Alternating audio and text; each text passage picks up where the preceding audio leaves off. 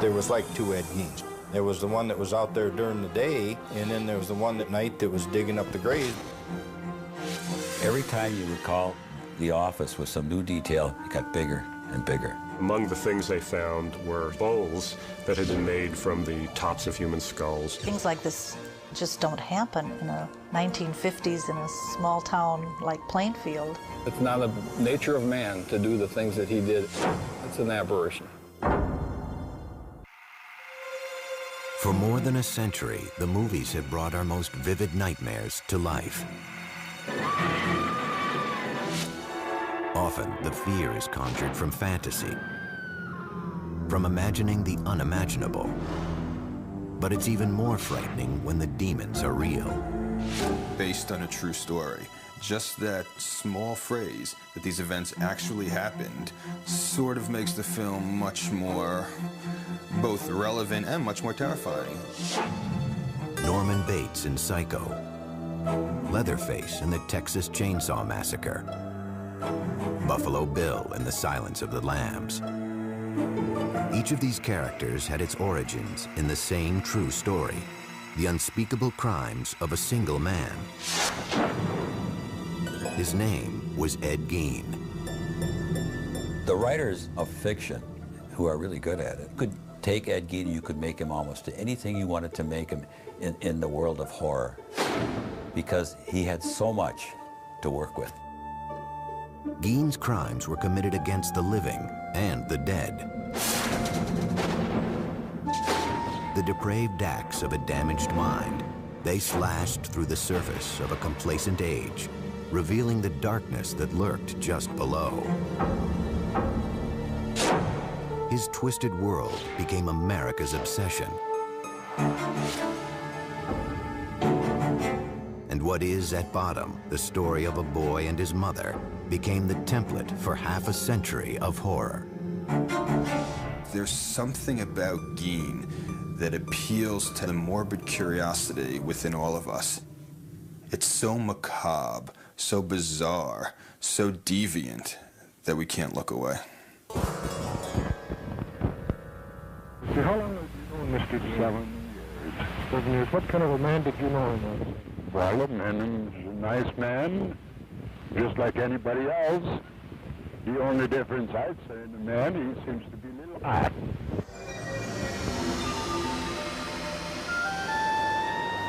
No one ever claimed that Plainfield, Wisconsin was a small-town paradise. In the fall of 1957, it was home to about 700 people, a quiet, hard-working place on the windswept flatlands of central Wisconsin. They had the main hardware store for that area, a food market. They had a restaurant or two, a saloon. There was nothing that would distinguish it from, probably 100 other communities in Wisconsin. That all changed over the course of one cold weekend, with a mysterious disappearance and a shocking discovery.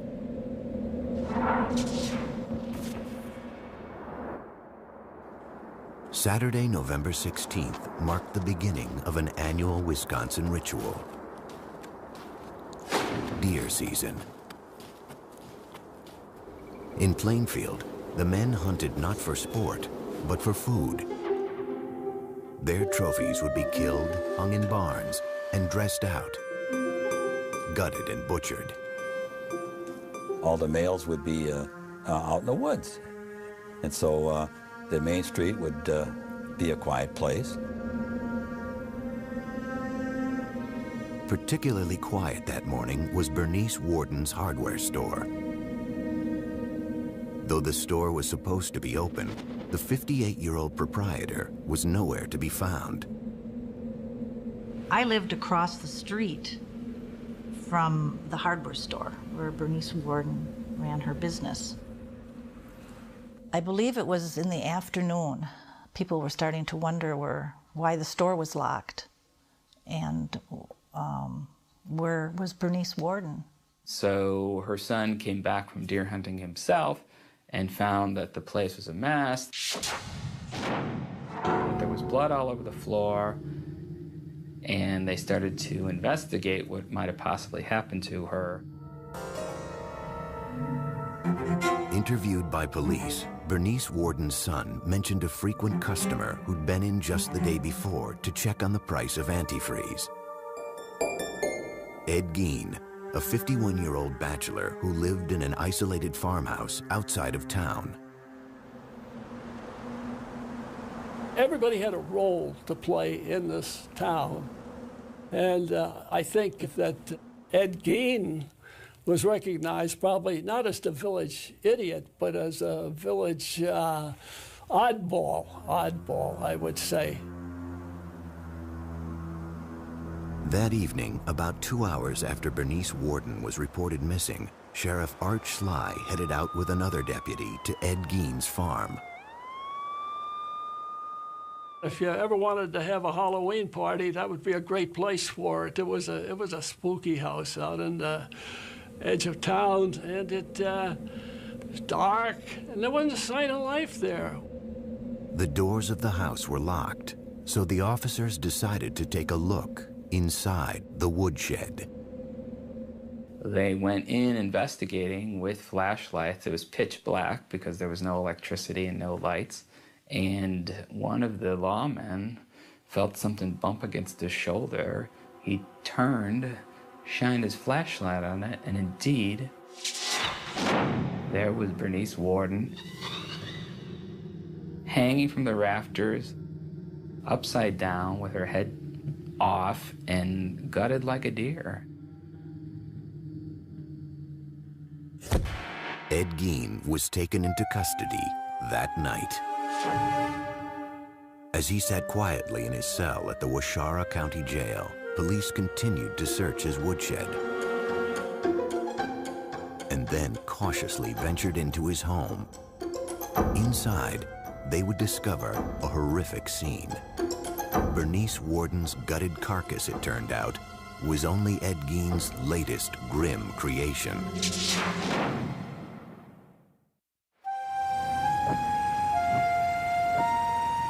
On November 16, 1957, the quiet farming town of Plainfield, Wisconsin, was abuzz with rumors about the murder of one of its residents. Bernice Warden's mutilated and decapitated corpse had been found that night in the woodshed of 51-year-old Ed Gein. With Gein now in custody, police prepared to enter his house for the first time. It was a cold, dark night, and the place had no electricity. The officers had only lanterns and flashlights to illuminate the scene. Well, Gein's entire house was in a state of really unimaginable squalor. It was so completely overwhelmed with the trash of a decade. It was chaos in terms of housekeeping. Well, you don't keep house, the kitchen was a jumble. Everything, there was dirty things here and newspapers laid up here and junk all over the place. But the officers discovered much more than mere filth. In plain sight, scattered throughout the house, was a ghastly array of human remains. Investigators were completely stunned and appalled to discover this incredible collection of human body objects. And among the things they found were bowls that had been made from the tops of human skulls. And then they found what looked like trinkets, but it was like a string of nipples from breasts, all on a string. They found a shade pole that was made from a set of women's lips. And they had found other body parts there. Then you'd go out into what would be like a living room, and they found furniture, a lampshade that was made out of human skin, chairs that were upholstered in human skin. They found face masks. Gein had apparently flayed the skin from the heads of the victims and preserved them and stuffed them with paper and hung them on the wall as decorations. Each disturbing discovery seemed to top the previous one, until finally, one officer came upon a brown paper bag. He opened the paper bag and saw a hank of human hair, and as he himself later described it, he said he had no idea what possessed him to do it, but just sort of reflexively, he reached in and pulled this thing out. To his horror, he discovered it was a woman's face. Worse yet, it was someone the cops recognized, a local bar owner named Mary Hogan, who had gone missing 3 years before. For 30 hours, the man apparently responsible for this gruesome spectacle sat in his jail cell, refusing to speak to investigators. Finally, they confronted him with Bernice Worden's corpse. And with that, Ed Gein began to come clean. He was perfectly happy to cooperate with the police. You know, all he asked for was a slice of apple pie with some cheddar cheese on top of it. And according to the investigator, Ed ate the thing, and after that he told them anything they wanted to know. They said, well, what's all these body parts in here, Ed? You know, how many people did you kill? All the dead stuff in his house, they just assumed that it was like murder victims. All told, Gein would confess to only 2 killings: Bernice Worden and Mary Hogan. The rest of his grisly artifacts, he said, were crafted from corpses he had stolen from local cemeteries.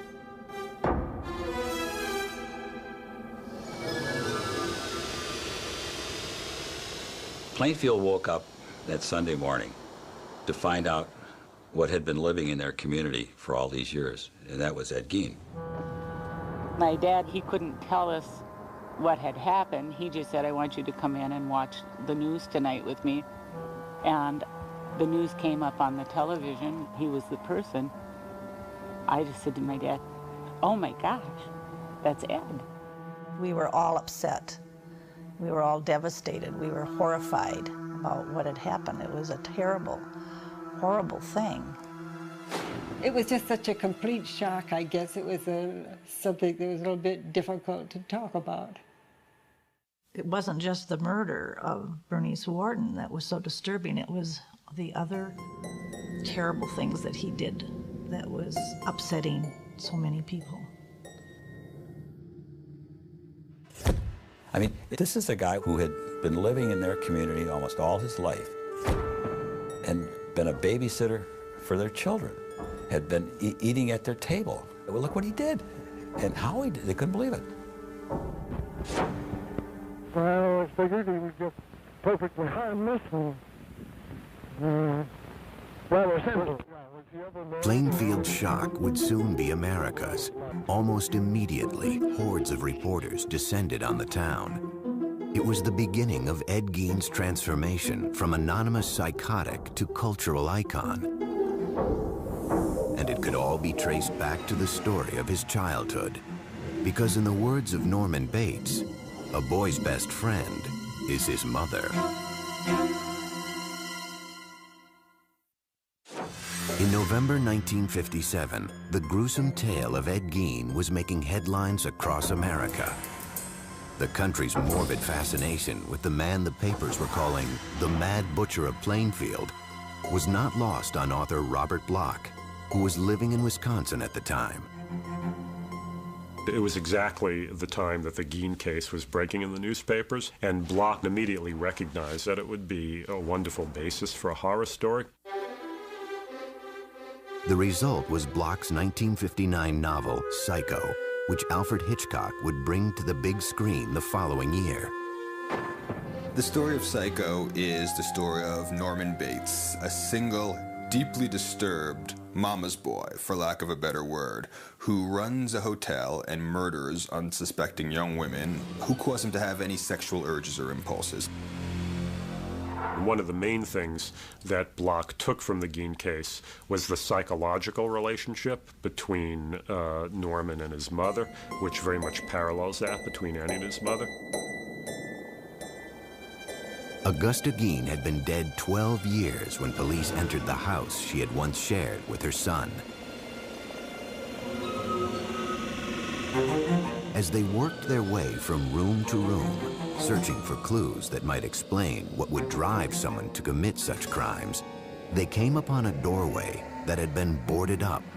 And by that time, of course, they had seen so many horrific things, they had no idea what they were going to discover behind the doors of this room. And when they broke it down, what they discovered was that it was a room that was kept in a state of perfect, pristine preservation. And that turned out to be the room of Ed's mother. The bed was made. There was a table, night table. Had a Bible on it.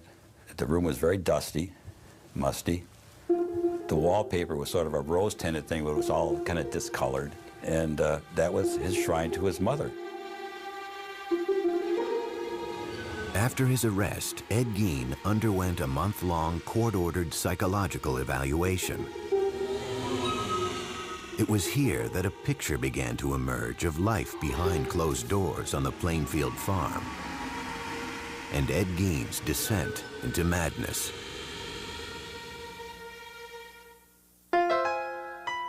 Born in 1906 in La Crosse, Wisconsin, Edward Theodore Gein was the son of an alcoholic grocery store owner and a strong-willed, God-fearing housewife. When he was 8, his mother Augusta insisted that the family leave their La Crosse home. One reason, apparently, she insisted that the family move from La Crosse was because, in her mind, you know, it was like Sodom and Gomorrah. With the proceeds from the sale of their grocery store, the Gein family settled onto a 200-acre farm in Plainfield. Isolated, the family dynamic grew stranger and stranger. Mr. Gein had a very strange relationship with his mother. It was a love-hate relationship. He listened to her and worshipped her and followed her very closely. She was religiously devout, if not fanatical woman. Very, very domineering, very, very strong-willed. I mean, she completely dominated her husband, as well as her 2 sons, Gein and his brother Henry. Augusta would preach a lot out of the book of Revelations that said that women were whores, women were tramps, women were definitely evil beings out to, you know, hurt people. The Gein household really became a sort of breeding ground for psychopathology. You know, you had these 4 people stuck together, completely under the sway of this woman. So it really becomes an incubation place for madness.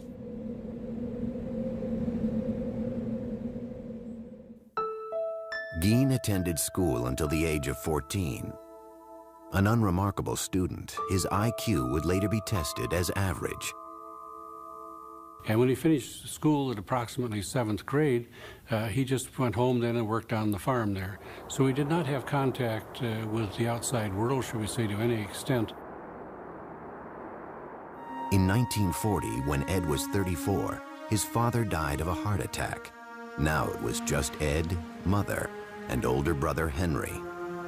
I think Henry was probably a genteel man who worked hard on the farm and tried to please his mother as well. But he wasn't Ed. He had his own ideas of how his life should be led. In May 1944, Henry and Ed found themselves battling a brush fire on their property. According to Ed, the fire got out of control and he lost sight of his brother.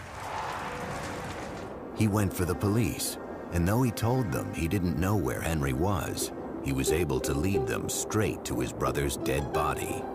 I've heard rumors that there were bruises on Henry's head that weren't ever explained away.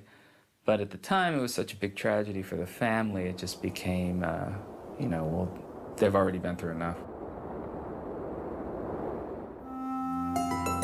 Ed and Mother were now alone, but their union would be short-lived. Just months after burying her son Henry, Augusta suffered a stroke that left her partially paralyzed. When Mother became ill, had a stroke, and was paralyzed, he cared for her very closely and literally, seemingly worshipped the ground she walked on. Sometime in 1945, Augusta Gein suffered another stroke. She died that December, a devastating blow to her 39-year-old son. His mother had completely undermined his manhood in every way.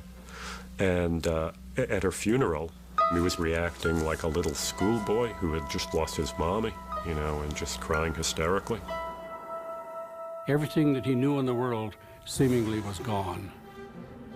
That was his one link with sanity that was remaining at that point.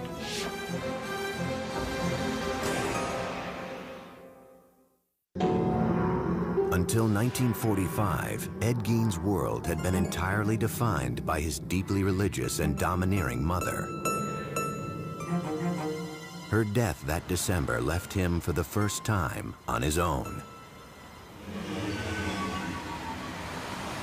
Living alone in an isolated farmhouse outside Plainfield, Wisconsin, the 39-year-old earned money by helping the townspeople with odd jobs or working on threshing crews. From the time I was pretty small, Eddie Gein was always just, you know, part of the crew. From where our farm was, he was about 2.5 miles away is all. And we'd get in the car and go over and see Eddie. We'd pull into his yard, and I can still remember doing that. And Eddie would always come out and talk to us in the yard. So we never was in his house or anything like that. He was not the, you know, the village idiot, that's for sure. The housewives in town, they would trust him, you know. Can you fix this? I got a door that squeaks at, or, you know, can you fix the hinge on my door? Sure, I come over. He was a hard worker. When you paid him $1, you had $1.50 worth of work out of him. I mean, he didn't slack off. He wouldn't screw anything up. I think that everybody treated him, even though he was maybe a little, what you'd think, a little different, but Eddie was Eddie. Oftentimes, when the threshing crews broke for lunch, the women would provide them with meals. When you listen now, the women that would talk about it, they felt kind of funny when Ed would look at them. He would give off kind of a funny, it made him uncomfortable the way he would stare at them. Something about his eyes that bothered me. I didn't feel like he was a person I would trust. Strange. Gein had a reputation around town as odd, yet harmless. Behind closed doors, however, he struggled to cope with life after Mother. Psychiatrists who interviewed Gein concluded that during the years after his mother's death, his psychological problems crossed the line into psychosis. Mr. Gein's mother's death affected him tremendously. He had no other person to communicate with or talk with. And consequently, he just turned to his inner fantasies, his other interests, and found that without Mother, he didn't know what he was going to be doing. He would come home to this empty, decaying farmhouse. Again, that was without electricity, that was without indoor plumbing. He was completely isolated. Gein's mother had left him terrified of human contact, of women in particular. His loneliness, however, drove him to seek his own perverse sort of companionship. At some point, Gein said, he began to make nighttime raids on local cemeteries. Ed was a reader of the obituaries. He was fascinated by who had just passed away. Ed would find out when the service was going to be, where the burial was going to be, and as quickly as he could get there in the dark of night, he would go and open that grave and get that body. Mr. Gein substituted seemingly dead bodies for the activities that he had with his live mother before. If Mother was gone, he needed someone who literally could take her place. Gein took these desires to ghoulish extremes. Though it remains a mystery if he ever engaged in either sex with the corpses or cannibalism, some of the discoveries police would later make defied comprehension. There was what the police called a mammary vest, the upper torso of a woman that Gein had taken from the body and preserved and attached straps to. And then there were leggings that had been made from the skin of a woman's legs. And at times, It was reported that he would sometimes walk around with this mammary vest that he had managed to make from female anatomy, and he would attach it to his body. And apparently also sometimes take one of the female genitals that he had removed from a corpse and stick those on himself as well and pretend to be a woman. Eventually, however, violating the dead was not enough to satisfy Gein's morbid urges. It was around this time that he began patronizing Hogan's Tavern, a local watering hole owned by the bawdy, tough-talking Mary Hogan. That was one bar that hunters would, you know, after you hunt long all day, you generally stop and have a soda pop. And I recall she was very huge and very jovial and joked a lot. Her nickname was Bloody Mary. Mary Hogan was indeed a dirty talker. She spoke in profanity like a truck driver or a sailor or whatnot. I think when Ed Gein saw Mary Hogan, he saw some kind of grotesque, dark mirror image of his mother. On the afternoon of December 8th, 1954, a local farmer stopped into Hogan's Tavern to pick up some ice cream for his daughter. He goes into the bar, and he knew immediately that something was wrong. There was blood all over the floor, and there was money on the floor, and he just turned around and beat it out of there. Mary Hogan was nowhere to be found. When Mary Hogan turned up missing, there was talk about, they said they felt she'd been murdered, and she just was missing, and they just could not find her to go to heck for it. Police explored what few leads they had. Ed Gein was never questioned. No one considered him a suspect. It was too far-fetched to imagine that the quiet, hard-working bachelor could possibly be a killer. I can still remember, somebody said, well, I wonder where Mary Hogan is. Well, he said, she's over by my place. He said, I got her over there. And everybody said, oh, yeah, Eddie, you got her. Yeah, we know Eddie, yeah. As the leads petered out, it started to look like Mary Hogan's disappearance would remain unsolved. Until the night of November 16th, 1957, when police found her face in a paper bag in Ed Gein's kitchen. Maybe he felt he wanted to incorporate her into his home, and this was his way of bringing home a bride. But he brought her home as a corpse.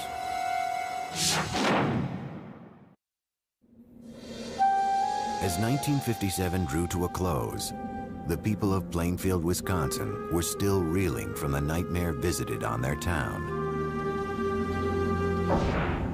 Ed Gein had been charged with the murder of hardware store owner Bernice Warden. But the discovery of his many other hideous offenses had brought instant infamy to Plainfield, along with a horde of reporters from around the world. This was the crime of the country at this particular November in 1957. And it just brought in basically the Western world's press. Had you ever been in the man's house? No, sir. Never been in there. I'd like to talk now. Your name? As the incident wore on and it became so much a front page issue that lots and lots of people were saying, when can it just die down? When can it go away? It was disturbing to the population. We didn't really appreciate all of the media attention. I was stopped on the street once by a reporter from England, but I just said that I had nothing to say and no comments to make, and walked on. Outside of Plainfield, a different kind of response was taking hold. The spread of what came to be known as Gein humor. Well, I believe that the jokes sort of was an outlet for how everyone felt and the fear that they felt. One of them was, what was Ed's favorite dessert? And he says, lady fingers. Ed Gein gave his girlfriend a present on Valentine's Day. It was a box of farmers' fannies, you know. There were actually people thrown out of the restaurant in Plainfield for going and ordering Gein burgers and things. Just a whole spectrum those kinds of sick humor jokes that you couldn't think of them fast enough to respond to the one that would be given to you. On January 6, 1958, hearings began to determine if Ed Gein was competent to stand trial for Bernice Worden's murder. Doctors who had evaluated Gein testified that he suffered from schizophrenia.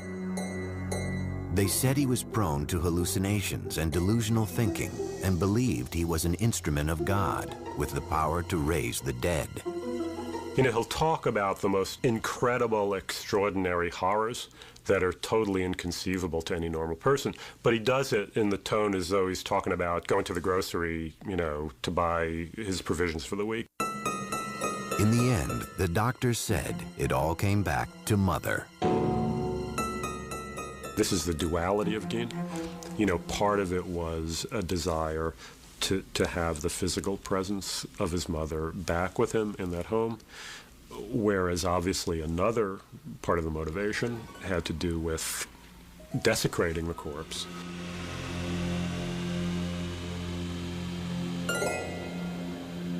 Reporter Dick Leonard remembers sitting next to Gein as the sanity hearing drew to a close. At that moment, he says, he caught a glimpse of the scared, sick man behind the monster.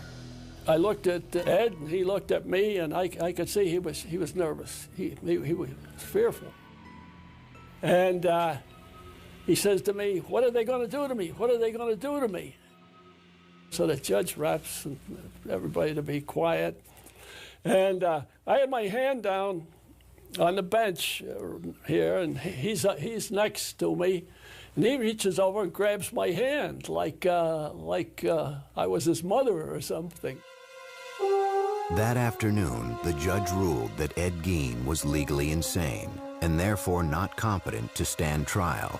He was sent off to live at Central State Hospital for the Criminally Insane, a psychiatric hospital in central Wisconsin. For the people of Plainfield, life after Ed Gein would never be the same. We never locked our doors before this happened. But we began to lock our doors. The 50s was an era of innocence, I believe, and it's pretty much ended that. Still, there was one last piece of business for the town to attend to.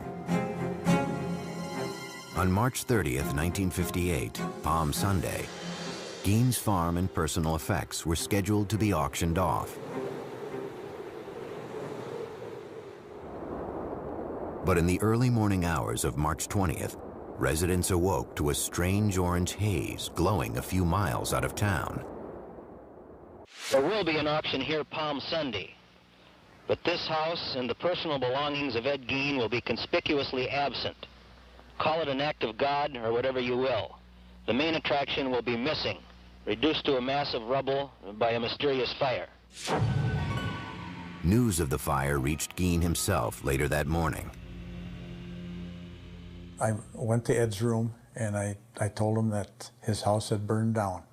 And he made a gesture just as well, the exact words that he said.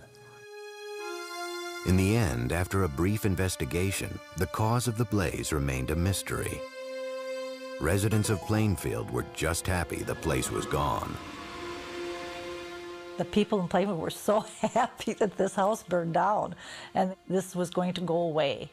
We weren't going to be bombarded by the media. We were not going to be having tourists come to Plainfield to see Ed Gein's horror house. The auction of Ed Gein's estate still took place as scheduled on March 30th. Gein's grisly handiwork was not up for sale. All the human remains had been shipped off to the Wisconsin State Crime Lab. Yet that didn't stop hundreds of curiosity seekers from descending on the farm.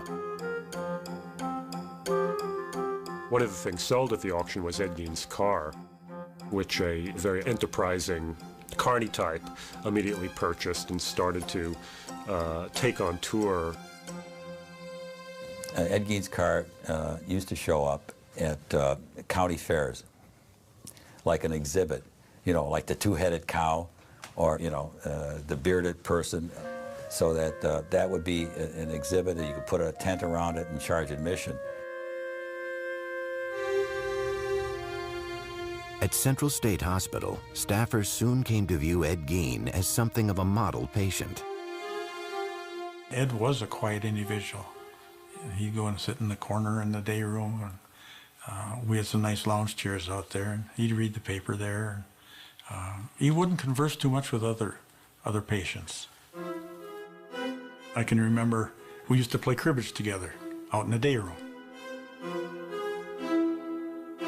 There were, however, times when Gein behaved oddly. When it got, say, full moon, he would talk about women, what he'd like to do to them, and just ramble on, just like very incoherent. And then as the full moon dissipated, he would get more back to normal. But he always had that glint in his eye that you kind of figured there was something there that was wrong. In 1968, Gein's doctors wrote a letter to the court stating that Gein was now competent to stand trial for the murder of Bernice Worden. When he walked into the courtroom, there was dead silence. It was just, I mean, you could hear a pin drop. And then he walked in and he stopped a little bit and he bowed his head to the audience. After a 9-day trial, the judge found him guilty. The 62-year-old was sent back to Central State to live out the rest of his days. In time, Ed Gein's macabre fame would fade, yet his twisted saga would never lose its capacity to shock or its power to provoke our deepest fears.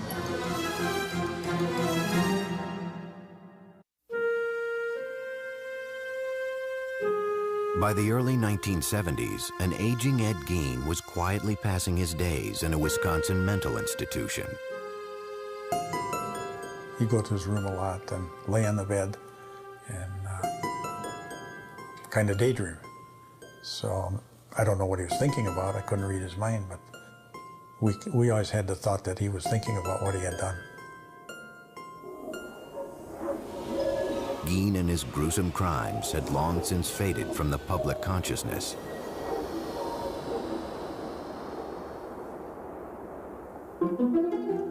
Yet the story of the so-called Mad Butcher of Plainfield had firmly taken root in the darkest reaches of the American psyche. It was a time where he became almost unlifelike, almost like he was a creature of fiction, I think. Some type of a demigod, almost. My name is Gunnar Hansen. In 1973, I killed 4 people. I was Leatherface in the Texas Chainsaw Massacre. When Texas Chainsaw Massacre was released, it played predominantly in drive-ins. And to say there was an uproar over it would be an understatement. You know, teenagers went in their cars looking for a good time. And what they were exposed to was literally 90 minutes of pure hell. Directed by Tobe Hooper, the film featured a character named Leatherface, who wore a mask made of human skin. During the filming, late one night, Tobe told me that this was based on Ed Gein, very loosely. I mean, what he said was that Ed Gein was the inspiration for the family, that if you take essentially the fact that they made furniture out of bones, that they had skin lamps, that they might be cannibals, and that Leatherface wore a mask, those characteristics were lifted from Ed Gein. What Leatherface really is Ed Gein as a little child would imagine him to be. Because these crimes were real, we had to make Leatherface into this hulking monster who wears a mask of human flesh and wields a chainsaw, instead of being the boy next door who does these horrible things.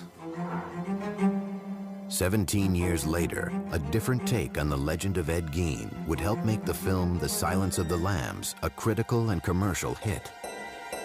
If you look at The Silence of the Lambs, where the Buffalo Bill character is trying to make a skin suit out of women's body parts, which is something that's based directly on Gein. The killer, the grave robber, all of the things that, you know, you want to get into a good horror story, he was there. He was their source. because the imagination could take Ed Gein anywhere, and it has. The irony is that as twisted as Norman Bates was, as terrifying as Leatherface wielding his chainsaw is, and as pathologically insane as Buffalo Bill is, Gein was worse. Gein had everything these characters had in spades. 2001 saw the release of a low-budget independent film about the life of Ed Gein. I thought Ed Gein would be a good topic for a movie just because of the mindset of this person. This person who lives by himself with his fantasies and with just his loneliness and his mental illness, eventually steps over the line and becomes a killer. On July 26, 1984, Ed Gein died of respiratory failure. He was 77 years old. There wasn't too much emotion at that time. There wasn't much talk going on in town other than he's gone. He's dead. Ed Gein ended up being buried in the most appropriate place for him, right next to his mother in the Plainfield Cemetery. You know, ever since her own death in 1945, it had been his great dream to get back to her, and finally in death he had achieved that. Sometime after his death, Ed Gein's tombstone was stolen from the ground. It was eventually recovered and is currently being kept in storage at the Waushara County Sheriff's Department. To this day, however, groundskeepers at Plainfield Cemetery still find flowers and letters that have been left at his grave. There's no way in the world that anyone could ever decipher completely or even intelligently what Ed was thinking or doing. It's not the nature of man to do the things that he did. It's an aberration. The fact that Ed Gein was a sick man mentally, I don't think that mattered to any of us. He did some horrible things no matter what his condition was, and so we had no sympathy for the man. Mr. Gein was an example of a monster that was in hiding. He was not known to his neighbors. He presented a facade of normality to them, and that's why he literally could have the mask of sanity over the whole situation until he was discovered. Obviously, we can never really know. To ask what made Ed Gein is ultimately as unknowable as to ask what made Mozart Mozart. You just don't know.